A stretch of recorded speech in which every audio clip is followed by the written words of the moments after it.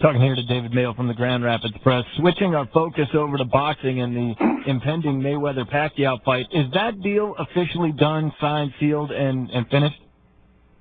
Well, no. No one signed the contract, contrary to a lot of the reports over the weekend. Is my understanding. I had a conversation with Bob Arum late last night, and he said no, that when he was in the Philippines, Pacquiao did not sign a contract. But it's going to happen. It'll be March 13th. It's too far down the road now.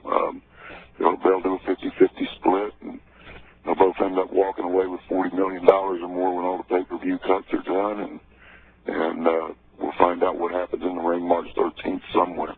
Where's that fight going to be, you think? In Jim Grand. I mean, it's not going to be New Orleans. New Orleans is too much of too iffy. The whole thing with New Orleans was that the governor might waive the state income tax. Pacquiao can only fight in 3 states, according to Arum's tax assessment of the situation, which they are Florida, Texas, and Nevada, because they have no state income taxes and they have markets for boxing big enough to support. But that's why New Orleans was in the running at all, is the promise or the theory, at least, that there might be a waiver of the state income tax. Dallas still looms out there. Jerry Jones is meeting with the promoters Thursday in Dallas about the feasibility of Cowboys Stadium, and that's kind of the thing that's hanging over Las Vegas, is the possibility that Jerry Jones will bring the fight to Dallas. But there's also, the proposal about the temporary stadium on the old Frontier Stardust Casino site in the center of the Las Vegas Strip. But that's a non-starter. You've got to get your house scaled. You've got to get ticket sales started here pretty quickly. The fight's in 3 months, and when you don't even know what the house is going to look like, when you're talking about a temporary stadium or where the seats are going to be, that's an extremely difficult proposition. That won't happen. It's MGM or it's Dallas, and honestly, I'd be real surprised if the city built on convention business and the boxing capital of the world, and a place capable and willing to pay a big 8-figure casino site fee, let the biggest fight, fiscally at least, in history get away. David, from the boxer standpoint and the camp standpoint, is it a big deal where it's spawned? I mean, we always hear about home court advantage, home field advantage with team. Is it a big deal on where a match is held? No, not really. I mean, it's 20 feet inside the ring no matter where you go. I think as far as if there's any advantage to Las Vegas from that perspective, it's just the familiarity with the rules and the standardization of the rules and knowing what to expect. I mean, they both fought a lot at MGM, and there might be an advantage for both of them in that respect. No surprises that they've got the formula, their system down if it goes there. But no, other than that, I don't think there is. Just like I said, Las Vegas is a place built for things just like this. It's certainly more of a convenience, probably for people like me and for fans, than Dallas would be, just because everything's so centrally localized in their 500 million hotel rooms or whatever there are out there. So, I mean, I think from that perspective, it's more of an advantage for everyone else than it is for the fighters. Longtime boxing writer for the Grand Rapids Press, David Mayo, joined us here live on Bikini and Gray. And, David, I want to get your perspective on this. I go back to, as a kid, watching Durand and Sugar Ray Leonard and Hagler and Leonard. And there's been a lot of comparisons with what this matchup in modern-day boxing would be like compared to those. For a guy who's covered the sport pretty much his entire professional life, what matchup do you think is most reminiscent of what we could see with Mayweather and Pacquiao coming up in March? Well, probably from a weight perspective, Leonard Hearns won, just because it's the same weight division, and it's probably about the same dynamic as far as the meaning of the fight, the magnitude of it, the anticipation for it. I think actually it's probably, as far as anticipation and magnitude, it might be even a little bit bigger than that one going in, just because it's for absolute power.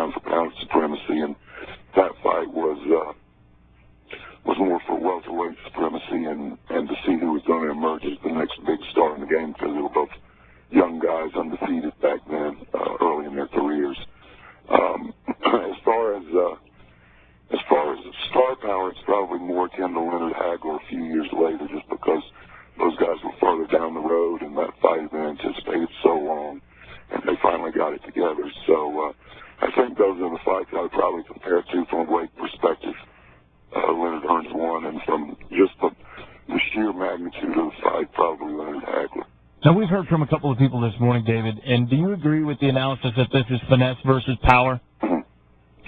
Well, yeah, I do to some degree. I think it's style versus dynamo, maybe a way I put it. I'm not sure Pacquiao is a pure power punching guy like he's perceived as being based on some recent results. It's just that he's such an absolute whirlwind, and he gets on you so hard and he's fast. I mean, speed is power in boxing. He's quick. He's very quick. And so he's been able to generate power with speed. And I think Mayweather, will find a way to. When you're a whirlwind and a dynamo and a guy who's wide open, a natural counterpuncher and the quickest guy you've ever faced and the sharpest shooter in the game is going to find some ways to make that work against you, almost like a judo match. He'll make your momentum work against you, and that's what the first 4 or 5 rounds of this fight will be about. See who can establish that tempo. Can Mayweather pick Pacquiao apart and deter him, or can Pacquiao just overwhelm Mayweather? David, is this the most sound fighter with that analysis put out there? Is this the most sound fighter that Floyd Mayweather Jr. has ever faced? I'm not sure I would say that. I think he's the most athletically gifted guy Mayweather's faced. I don't think he's as technically sound as a lot of people think he is. I think he's the Energizer Bunny in a lot of ways. He's just a guy who's not deterred. You can't get him off of you.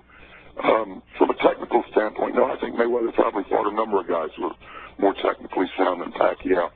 He's never fought a guy who's more earnest than Pacquiao. And, it's not an amateur boxing match, it's a pro fight. And a guy who's got a big heart and wants to get in you as much as Pacquiao presents a lot of problems.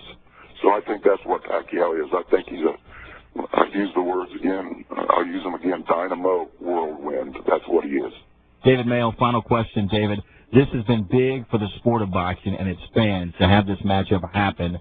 What does this mean to the sport going forward with what it faces with other competition? Well, I guess you mean as far as like UFC or right. Mixed martial arts, things like that. Yep. What it means is that the biggest fights are going to get made. You can't.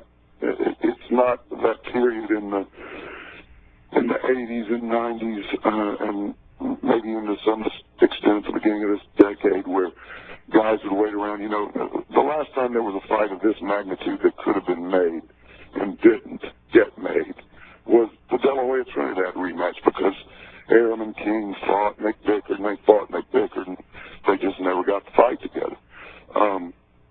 That won't happen anymore. They can't wait around. I mean, you can tell by the how quickly this thing got made. I mean, Pacquiao fought 3 weeks ago or whatever it was, November 14th, and here we're on the verge of in principle they have a deal, and in barely 3 months from now they're going to have a fight, and so I think that's indicative of the way deals will get made in the future relative to the competition. And look, the 2 million selling pay-per-views, one by each guy within a couple of months of each other, also is a little bit indicative that the sport's a little healthier than people think when you get the right match. And that's what it's about, is making the right match. And a guy that'll be there covering it for the Grand Rapids Press every step of the way, David Mayo, joined us. Thank you, David. We appreciate you joining us live this morning.